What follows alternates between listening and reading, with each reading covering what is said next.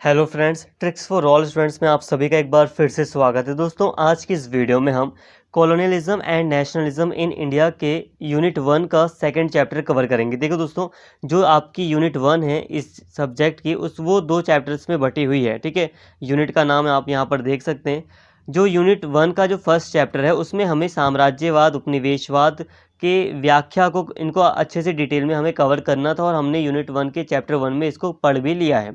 और आज जो चैप्टर 2 है, इस चैप्टर में हमें राष्ट्रवाद के अध्ययन के लिए जो दृष्टिकोण है, जैसे कि औपनिवेशिक, राष्ट्रवादी, मार्क्सवादी, निम्नवर्गीय, इनको समझना है।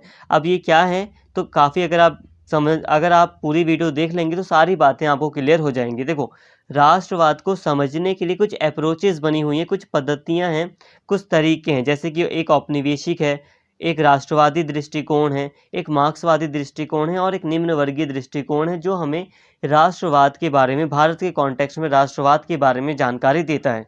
तो हमें सारी बातों को कवर करना है आज के इस वीडियो में। प्लीज़ अगर आप वीडियो को एंड तक देखेंगे तो सारी चीज़ें आपको काफ़ी अच्छे से समझ में आ जाएंगी। देखिए दोस्तों, यहाँ पर जो चीज़ें हैं, वो नोट्स वगैरह हैं, वो थोड़े हार्ड हो सकते हैं, लेकिन अगर आप वीडियो को पूरा देखेंगे तो काफ़ी अच्छे तरीके से आपको सारी बातें समझ में आ जाएंगी। प्लीज़ वीडियो को एंड तक देखना ताकि सारी चीज़ें आप समझ सकें। तो चलिए टॉपिक को शुरू करते हैं। तो सबसे पहले हमें यहाँ पर काफ़ी डिटेल में राष्ट्रवाद को समझना है कि आखिर राष्ट्रवाद का मतलब क्या होता है। राष्ट्रवाद को समझने से पहले हमें राष्ट्र को समझना आवश्यक है हमारे लिए। राष्ट्र उस राज्य को कहते हैं जिसके निवासियों में राष्ट्रीयता की भावना विद्यमान हो और परस्पर एक होने की अनुभूति हो। इस प्रकार राष्ट्रवाद एक भावना है, एक आस्था है, जिसके अनुसार संबंधित समुदाय परंपरा, इतिहास, स्थान, जाति, भाषा, धर्म व संस्कृति के आधार पर एक मानते हैं। देखो दोस्तों, अब राष्ट्रवाद के अगर हम सिंपल मतलब को समझें तो राष्ट्रवाद का मतलब होता है देशभक्ति।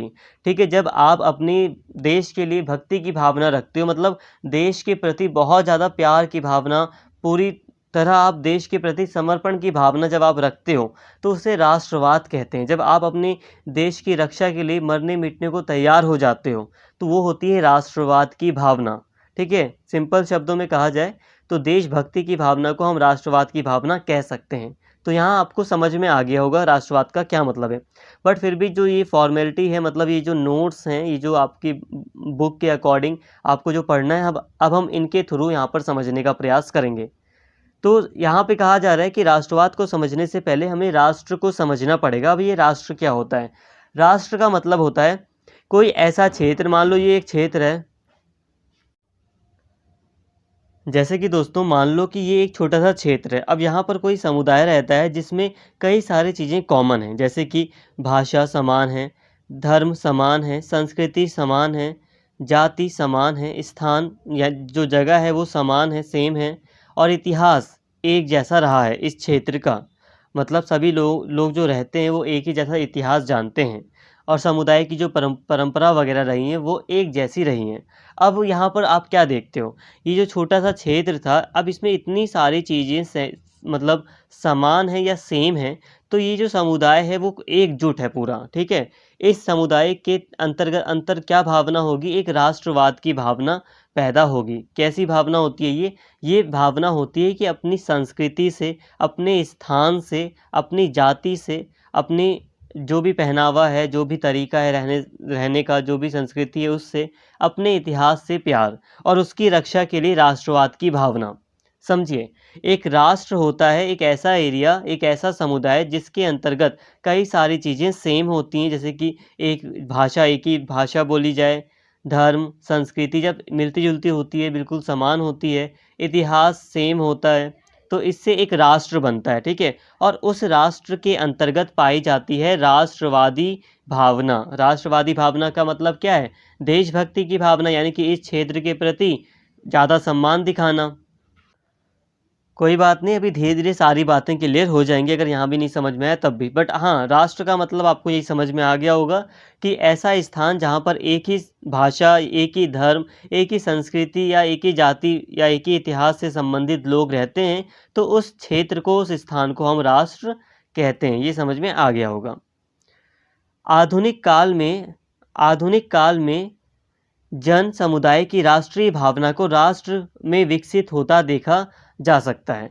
पश्चिमी देशों में किसी एक वर्ग, समूह, जाति या धर्म के लोग ही रहते हैं, इसलिए उन्हें राष्ट्र कहा जाता है। इस नज़रिए से देखा जाए तो राष्ट्र राजनीतिक नहीं बल्कि एक कृत्रिम कल्पना है। राष्ट्र व्यक्तियों के जन्म स्थान से भी जुड़ा है। एक ही प्रजाति के लोग जहाँ एक जगह रहते हैं, एक समान भाषा बोलते हैं और एक इतिहास से बंधे होते हैं, वह एक राष्ट्र में रहते हैं।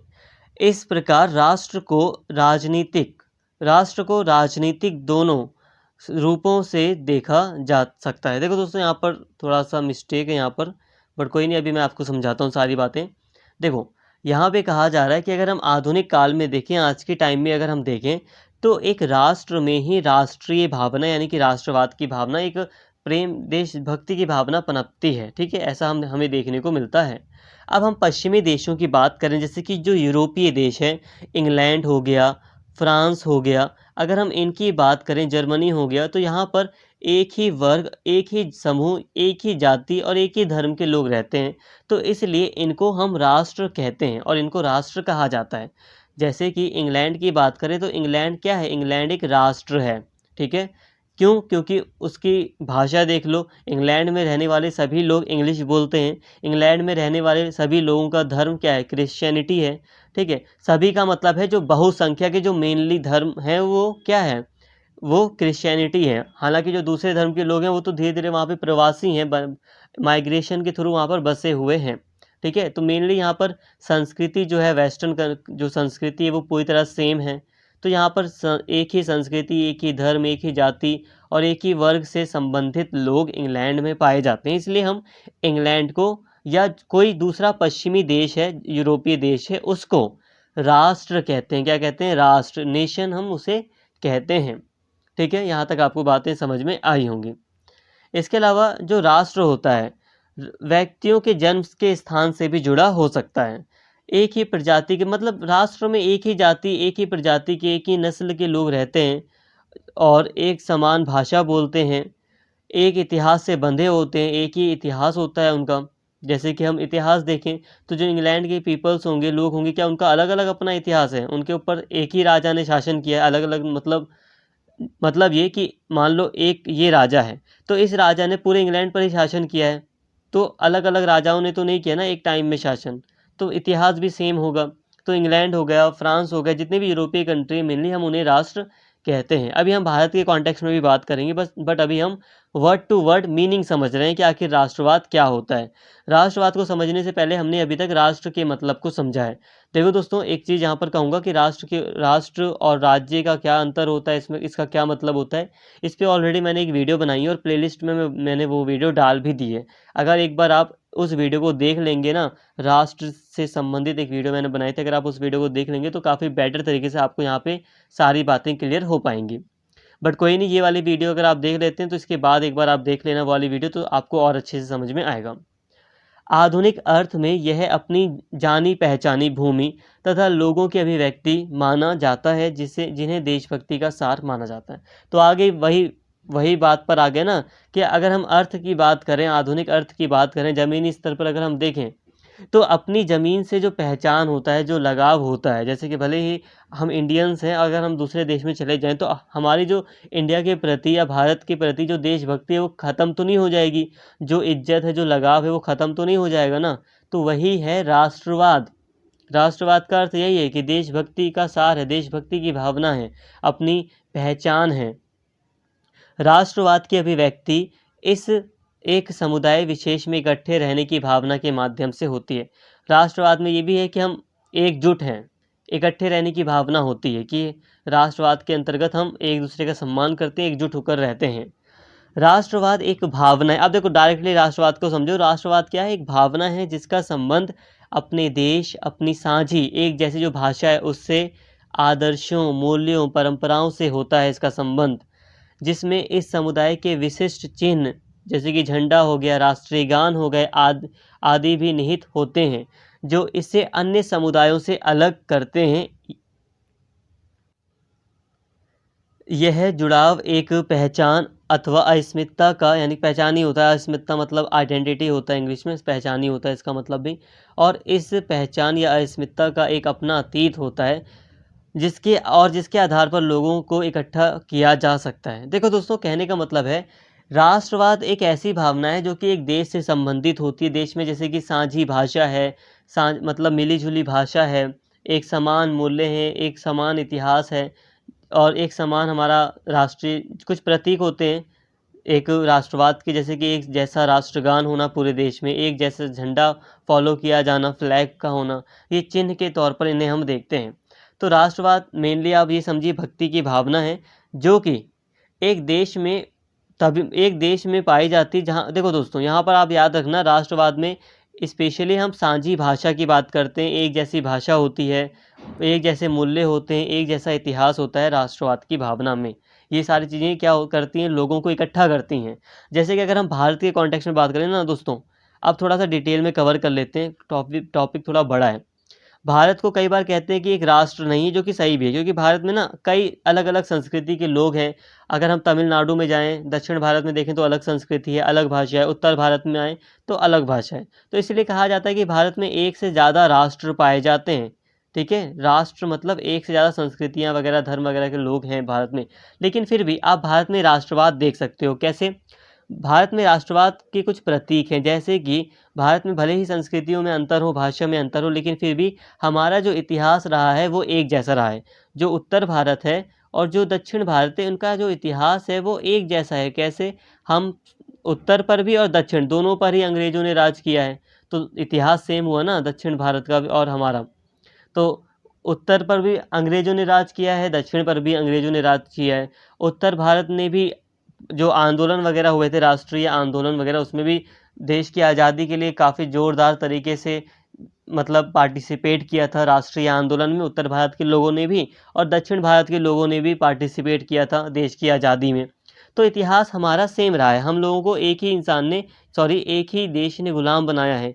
इसके अलावा और भी तरीके हैं मतलब समानता लाने के, जैसे कि अब हम देखते हैं कुछ प्रतीक हैं हमारे राष्ट्रवाद के, जैसे कि एक जैसा झंडा। भले ही भारत में अलग-अलग संस्कृति है, अलग-अलग भाषा है, अलग-अलग धर्म है। देखो, एक चीज़ ऐसी होती है कि शहर में हमें अलग-अलग चीज़ें देखने को मिलती हैं, अलग-अलग धर्म, अलग-अलग भाषा, ये तो कॉमन है।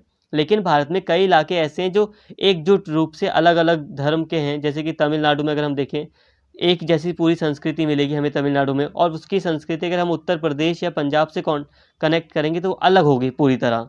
तो अंतर है, लेकिन फिर भी यहाँ पे कुछ भारत में राष्ट्रवाद के प्रतीक हैं, जैसे कि एक समान झंडे का प्रयोग होना, देश के लिए एक ही झंडा है।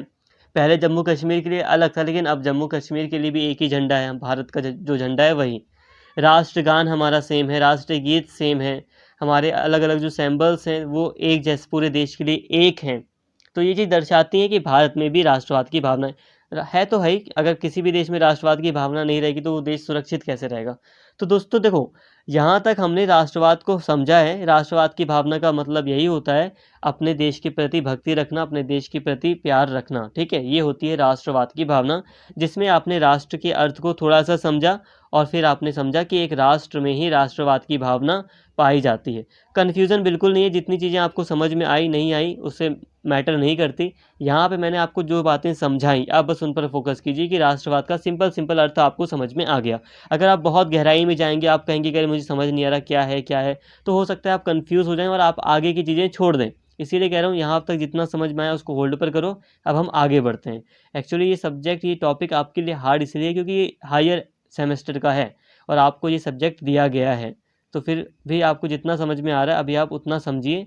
आगे हम कंक्लूड करेंगे तो काफ़ी बेटर तरीके से आपको सारी चीज़ें रिमाइंड होंगी। अब देखो दोस्तों, जो सिलेबस है उसके अकॉर्डिंग ही हम बात कर रहे हैं सारी, तो हमें सिलेबस के अकॉर्डिंग बात करनी है। ये जो राष्ट्रवाद है इसके मुख्यतः 3 लेखक हैं जिन्होंने इसको विस्तार से समझाने की बात की है। राष्ट्रवाद को समझाने के लिए, जो नेशनलिज़्म है उसको समझाने के लिए 3 लेखक हैं, जैसे कि एंडरसन हैं और ई ग्लेनर हैं और ए डी स्मिथ हैं। तो ये 3 लेखक मुख्य रूप से सैद्धांतिक दृष्टिकोण रखते हैं राष्ट्रवाद को लेकर। मतलब इन्होंने राष्ट्रवाद को अपने-अपने शब्दों में, अपने-अपने सिद्धांतों के अनुसार समझाने की कोशिश की है और अब हम इसी को समझेंगे। तो सबसे पहले बात करते हैं एंडरसन की, कि एंडरसन के अकॉर्डिंग राष्ट्रवाद की भावना क्या है। तो अगर हम बात करें एंडरसन की, तो अपनी पुस्तक इमेजिन कम्युनिटीज़ में एंडरसन लिखता है कि राष्ट्र तथा राष्ट्रवाद आधुनिक विश्व की उपज है। मतलब ये कि पहले ऐसी बहुत पहले ऐसी भावना नहीं थी। राष्ट्र और राष्ट्रवाद जैसी बहुत, अगर हम पहले जाते हैं, आधुनिक समय से पहले की बात करें, तो इतनी ज़्यादा प्रबल ये भावना नहीं थी। देखो दोस्तों, पहले भी लोग अपने देश से, अपनी कंट्री से, अपने कबीले से प्यार करते थे, अपनी ज़मीन से प्यार करते थे, ऐसा नहीं, करते थे प्यार। लेकिन फिर भी आज जितनी भावना प्रबल है उतनी कम है, थोड़ी उतनी प्रबल नहीं थी। ये ऐसा मानना है एंडरसन का। किसी राष्ट्र के लोग हो सकता है कि वे एक दूसरे को ना जानते हों या कभी आपस में मिले भी ना हों, परंतु किसी भी प्रत्येक व्यक्ति को विश्वास होता है कि दूसरों के अनुभव भी समान हैं, अर्थात वे सभी एक जैसे टीवी कार्यक्रम देखते हैं, एक ही जैसा अखबार पढ़ते हैं, उनकी संस्कृति साझी है, वे समान राष्ट्रीय उत्सवों में हिस्सा लेते हैं आदि। इस प्रकार एक राष्ट्र के लोग स्वयं की एक साझे समुदाय के रूप में कल्पना करते हैं। अब देखो, सिंपल शब्दों में समझो, जो एंडरसन है वो कहते हैं कि हो सकता है कि जो लोग हैं वो एक दूसरे को नहीं जानते, किसी कम्युनिटी है कोई, अब उसके लोग एक दूसरे को आपस में इतने अच्छे से नहीं जानते, लेकिन फिर भी उनको ये अनुभव है कि ये व्यक्ति जो है वो मेरे जैसा ही है। मेरे जैसे का मतलब, ये मेरे जैसा ही व्यवहार करता है, मेरी जैसी ही भाषा बोलता है, मेरे जैसा ही इसका कल्चर है, संस्कृति है, धर्म इसका समान है। तो यही होती है एक राष्ट्र भावना। जो राष्ट्रीय उत्सव होते हैं उसमें सभी व्यक्ति पार्टिसिपेट करते हैं, उसका मतलब उसको सेलिब्रेट करते हैं, तो ये होती है राष्ट्रवादी भावना। ये होता है एक राष्ट्र। इस प्रकार के समुदाय यूरोप में 18वीं शताब्दी के बाद उभरने आरंभ हो गए थे। एंडरसन के अनुसार राष्ट्रों के विकास में पूंजीवाद के उदय तथा आम लोगों की राजनीति में साझेदारी की महत्वपूर्ण भूमिका रही है। इसके अतिरिक्त प्रिंटिंग प्रेस का आविष्कार भी काफ़ी महत्वपूर्ण था, क्योंकि इसने व्यापक स्तर पर पढ़ने वाला जनसमूह पैदा किया, जो एक राष्ट्र की कल्पना किए जाने के लिए निर्णायक था। इसी तरह सार्वजनिक स्तर पर धर्म का ह्रास भी काफ़ी महत्वपूर्ण था। देखो दोस्तों, यहाँ पे कहा जा रहा है कि ये जो भावना है, राष्ट्रवाद की भावना, पहले यूरोप में पनपी। देखो, जाहिर सी बात है, वैसे राष्ट्रवाद की भावना यूरोप में पनपी ऐसा माना जाता है। देशभक्ति की जो पहली भावना है वो यूरोप में ऐसा माना जाता है कि वहाँ पे पनपी, और इसका जो श्रेय है एंडरसन वो पूंजीवाद के विकास को देता है, कि पूंजीवाद की विचारधारा काफ़ी प्रबल हो जाती है, और फिर जो राजनीति वगैरह होती है, या जो कई सारे आविष्कार होते हैं, जैसे कि प्रिंटिंग का आविष्कार हो जाता है, जिससे लोग पढ़ना लिखना ज़्यादा तेज़ी से शुरू करते हैं, लोगों तक कई सारे रिसोर्स पहुंचने लगते हैं, तो इससे राष्ट्रवाद की भावना काफ़ी बड़ी हो जाती है। तो ये एक व्यक्ति अब एक राष्ट्रवाद की भावना के तहत जुड़ जाते हैं। यहाँ पर एक लाइन कही गई है कि सार्वजनिक स्तर पर धर्म का ह्रास। देखो, यही जो आधुनिक काल में हम देखते हैं कि धर्म का थोड़ा सा ह्रास होता है। ह्रास का मतलब समझ रहे हैं, कि राष्ट्रवाद की भावना के तहत जो देश होता है वो ज़्यादा महत्व रखना शुरू कर देता है। धर्म से ज़्यादा इम्पोर्टेंस देश की हो जाती है। मतलब धर्म तो इम्पोर्टेंट होता है, लेकिन देश की लिए जो प्यार होता है, जो भावना होती है, वो ज़्यादा प्रबल होती है। एंडरसन का मानना है कि धर्म और राष्ट्रवाद में महत्वपूर्ण समानताएं हैं, अर्थात दोनों में मृत्यु तथा अमरता की कड़ी है, अर्थात लोग अपने देश के लिए मरने मारने के लिए सदा वैसे ही तैयार रहते हैं जैसे धर्म के लिए। तो दोस्तों, जो एंडरसन है वो कहते हैं कि धर्म और राष्ट्रवाद में समानता है। कैसे? कि जैसे कि लोग धर्म के लिए लड़ जाते हैं, वैसे ही लोग अपने देश के लिए भी लड़ जाते हैं। लोग देश के लिए भी मरने के लिए, अमरता के लिए तैयार रहते हैं, साथ में जैसे धर्म के लिए वो तैयार रहते हैं वैसे ही।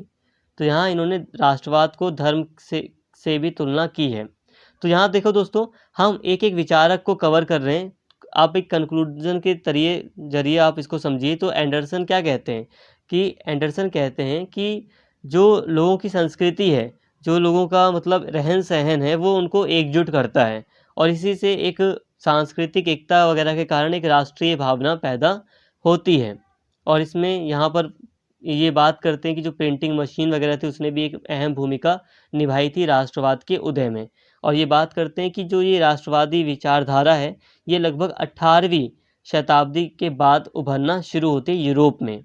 हालाँकि इसके टाइम पीरियड को लेकर काफ़ी लोग अलग-अलग विचार रखते हैं। दोस्तों अब हम बात करते हैं अर्नेस्ट ग्लैनर की। गैलनर राष्ट्रवाद को आधुनिकता और आर्थिक विकास की उपज मानता है।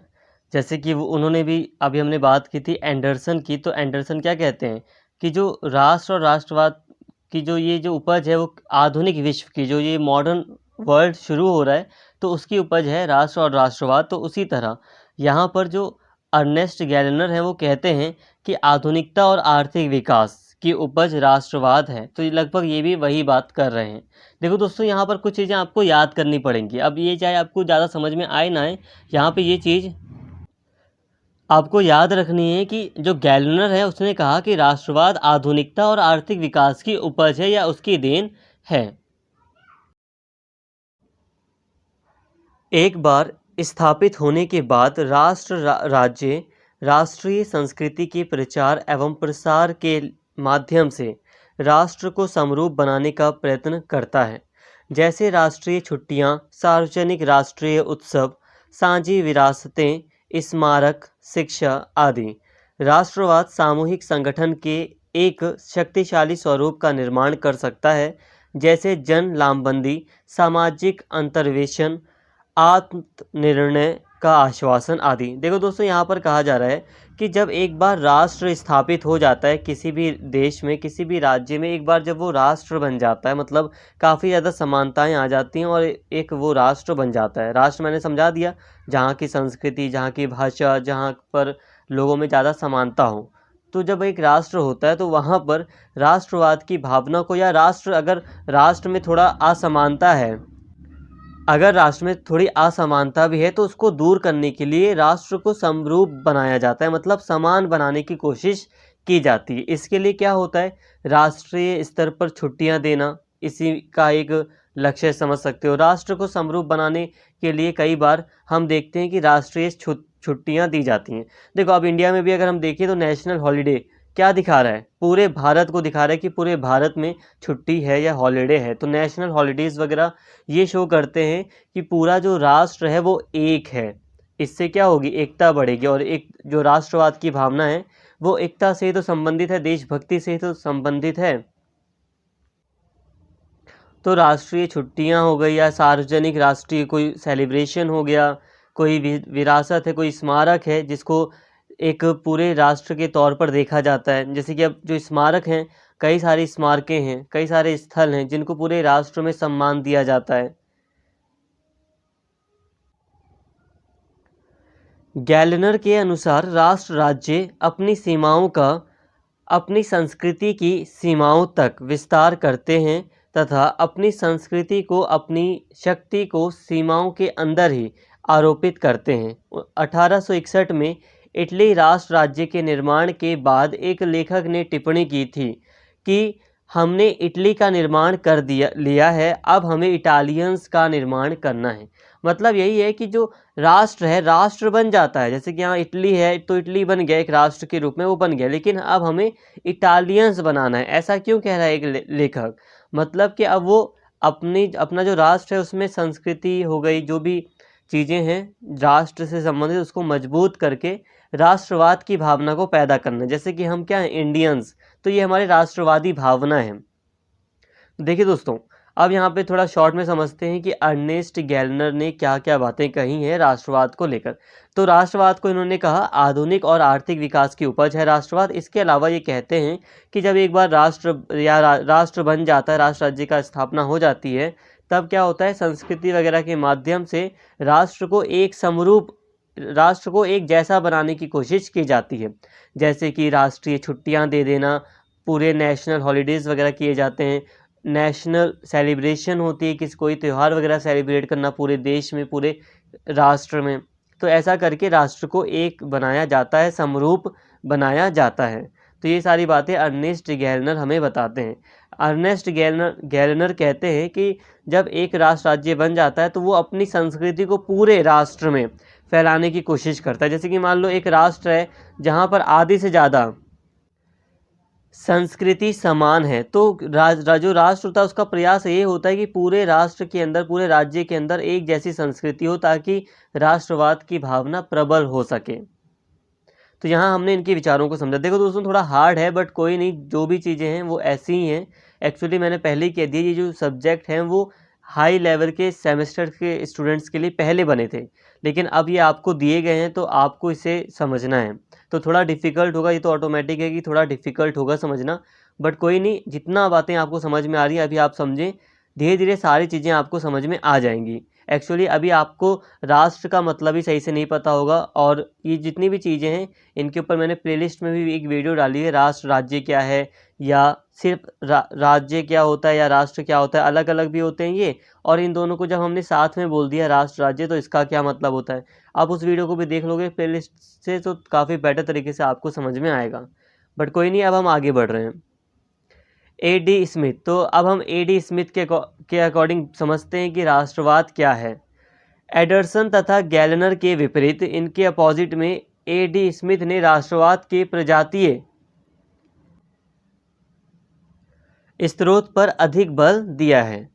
स्मिथ के अनुसार राष्ट्रवाद के स्रोत प्राक आधुनिक प्रजातीय समुदायों में ढूंढे जा सकते हैं। राष्ट्रवाद की सफलता अपने प्रजातीय अतीत को ढूंढने में है, जो पुराने रीति रिवाजों, स्मृतियों और मिथ्याओं में होती है। देखिए दोस्तों, यहाँ पर ये प्रजाति की बात करते हैं। प्रजाति का मतलब है कि आप एक ही नस्ल के व्यक्ति हो, आप एक ही जगह, एक ही स्थान के व्यक्ति हो। तो इस A.D. स्मिथ कहते हैं कि जो राष्ट्रवाद की भावना है वो प्रजातीयवाद पर ज़्यादा बल देती है, या वो प्रजातीयवाद से ज़्यादा प्रभावित होती है। जब एक ही जैसी जाति हो, एक ही नस्ल के लोग होते हैं तो उनमें ज़्यादा एकता आती है, ज़्यादा एकता होती है और उनके अंदर राष्ट्रवाद की भावना पैदा होती है, ये इनका मानना है।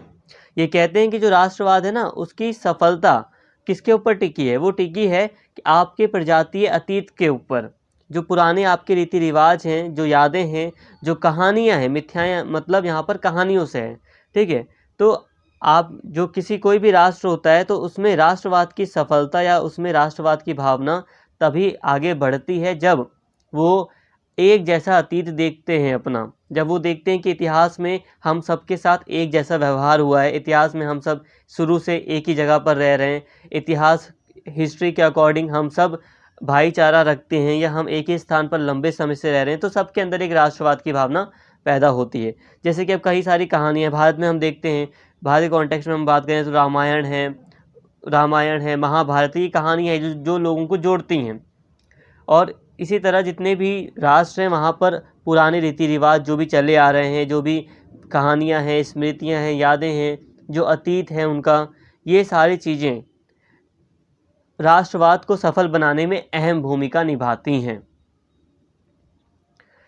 स्मिथ के अनुसार एक प्रजातीय समुदाय में ये सारी विशिष्टताएं या विशेषताएं होती हैं, जैसे साझे का मतलब होता है मिला जुला, साझे सामूहिक नाम, साझे भाग्य, साझा इतिहास, साझी संस्कृति, विशेषता भाषा जो एक समुदाय को दूसरे से अलग करती है। यह किसी विशिष्ट भूमि के साथ साझा लगाव तथा एक ऐसी एकात्मकता की भावना होती है जो वर्गों तथा अन्य विभाजनों से ऊपर होती है। आधुनिक राष्ट्र राज्य इस दृष्टिकोण से भिन्न है कि यह नागरिकता अधिकार देता है। इसकी एक एकताबद्ध अर्थव्यवस्था है, निश्चित भूमि है तथा एकल जन संस्कृति है, और अतः आज का राष्ट्र पुराने प्रजातीय समुदायों का परिष्कृत रूप है। दोस्तों, जो ये A.D. स्मिथ हैं वो कहते हैं ये जो प्रजातीय समुदाय, मतलब जो ये एक समुदाय है, किसी भी राष्ट्र में जो समुदाय रहता है उसमें ये सारी विशेषताएं, वो क्या विशेषताएं, तो उनका साझा है, एक जैसा इतिहास होता है, एक जैसा भाग्य होता है, एक जैसी संस्कृति है, एक जैसा उनका मतलब मिलते जुलते उनके नाम हैं। कुल मिलाकर कहा जाए तो राष्ट्रवाद की भावना वहाँ पैदा होती है जहाँ पर लोगों में ज़्यादा समानता हो, ठीक है, लोगों में मतलब प्रजातीय रूप से ज़्यादा समानता हो, नस्ल के आधार पर समानता हो। अब जैसे कि मान लो कोई अफ्रीकी मूल का कोई व्यक्ति है और कोई यूरोपीय मूल का व्यक्ति है, तो अफ्रीकी मूल के व्यक्ति और यूरोपीय मूल के व्यक्ति में क्या एक जैसी राष्ट्रवाद की भावना पैदा हो सकती है? नहीं। अगर ये दोनों एक साथ रहते हैं तो ऐसा बहुत कम पॉसिबल है कि दोनों की जो भावना है वो मिले, वो एक साथ हो। ठीक है, ऐसा बहुत ही कम है।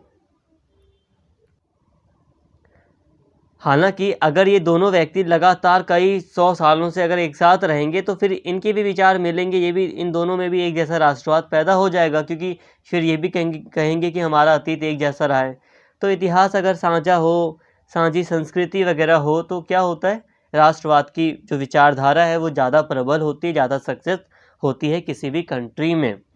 ठीक है, एकल जन संस्कृति। और अगर आज की बात करें एडी स्मिथ के अनुसार, तो आज जो भी राज्य हैं वो एक जैसी नागरिकता देता है, अपने नागरिकों को, अपने लोगों को एक जैसी नागरिकता देता है, जिससे एकता स्थापित होती है, राष्ट्र राज्य में राष्ट्रवाद की जो भूमिका है वो बढ़ती है। तो दोस्तों यहाँ अभी तक हमने राष्ट्रवाद को समझ लिया कि राष्ट्रवाद क्या होता है। यहाँ पे जितनी भी बातें आपको समझ में आई हैं आप उनको नोट डाउन कर सकते हैं, जो भी बातें आपको समझ में आ रही है आप खुद नोट्स बना सकते हैं या स्क्रीनशॉट ले सकते हैं। देखिए, इसके बाद हमें आपके सिलेबस के अकॉर्डिंग बात करें तो सिद्धांत को समझना था। 3 विचारक रहे प्रमुख जो आपके सिलेबस में दिए गए थे, एंडरसन, गैलनर और स्मिथ। तो इन तीनों को हमने समझ लिया, इन तीनों ने क्या क्या बातें राष्ट्रवाद के ऊपर कही हैं। हो सकता है समझने में थोड़ा दिक्कत आए आप लोगों को, बट प्लीज़ यही कहूँगा कि समझने की कोशिश करोगे तो धीरे धीरे समझ में आ जाएगा। ये अभी कोई भी नई चीज़ आसानी से समझ नहीं आती है। तो दोस्तों उम्मीद करता हूँ सारी चीज़ें आपको समझ में आई होंगी और नेक्स्ट वीडियो काफ़ी ज़्यादा इंपॉर्टेंट होने वाली है। राष्ट्रवाद से संबंधित जो नेक्स्ट वीडियो है वो काफ़ी ज़्यादा इंपॉर्टेंट है। ऐसा इसलिए क्योंकि इससे डायरेक्टली क्वेश्चन भी कई बार आए हैं। अब नेक्स्ट वीडियो में हम कवर करेंगे कि भारत में राष्ट्रवाद के अध्ययन के लिए जो अलग अलग दृष्टिकोण है, इसको हम नेक्स्ट वीडियो में कवर करेंगे। इस वीडियो में कवर इसलिए नहीं करेंगे क्योंकि कन्फ्यूज़न क्रिएट हो सकती है आप लोगों के बीच, इसलिए अब हम राष्ट्रवाद के अलग अलग अप्रोचेस को नेक्स्ट वीडियो में काफ़ी डिटेल में कवर करेंगे। तो फ्रेंड्स उम्मीद करता हूँ वीडियो आपको पसंद आई होगी। अगर आपको वीडियो अच्छी लगी हो तो प्लीज़ कमेंट करके ज़रूर बताएं, और वीडियो अगर आपने इस चैनल को सब्सक्राइब नहीं किया है तो प्लीज़ चैनल को सब्सक्राइब कर लें और इस वीडियो को ज़्यादा से ज़्यादा शेयर करें और लाइक करें। Thank you.